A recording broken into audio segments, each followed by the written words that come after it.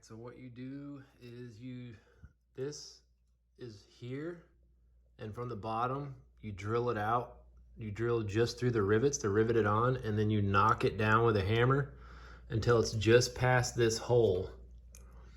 And then this bracket here that's typically right here, it's usually mounted under this location that you just moved.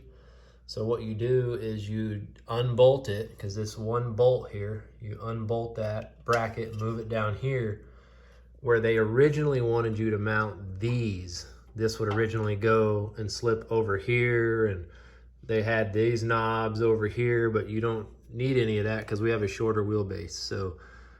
So you'll, after you knock this down, so you drill the rivets out here, you don't have to drill all the way through, just enough until the rivet head comes off.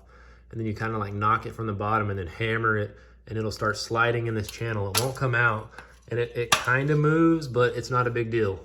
It's not a big deal because your tire will come down and rest on this, and it rests on this just like it does in the back. So you don't do any mods on the back at all. So the next thing, so the two holes that you have to drill is you'll use the one bolt. The factory bolt hole that's here goes all the way through. You're gonna drill another hole that lines up with this. And if you can see, the bolt is under there, right? But you're still using the stock support, that way you don't have to drill through that. So what I did is I took this, after I unbolted this bolt, this obviously isn't there, and I pried this up, and I just bolted this back in and used it as a template, marked my hole, and then I just drilled straight through, and then I just kind of drilled an oversized hole so I could have a little playroom, because I may not have gotten it perfectly straight, but it worked out for me. And then you slide this bolt in there, and then you can actually pull this around once this is bolted in, and then bolt this last bolt in.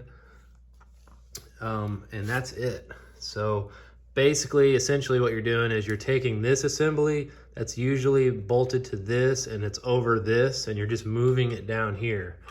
And then you can still use the safety lock and everything. It doesn't rub on the rim. And then I use the tire clamps, and then I put duct tape over it as well, because it gets kind of close to the actual rim. But that's what keeps it, you know, steady while you're putting the straps on there. So that's all you really need to do, guys. I hope that helps.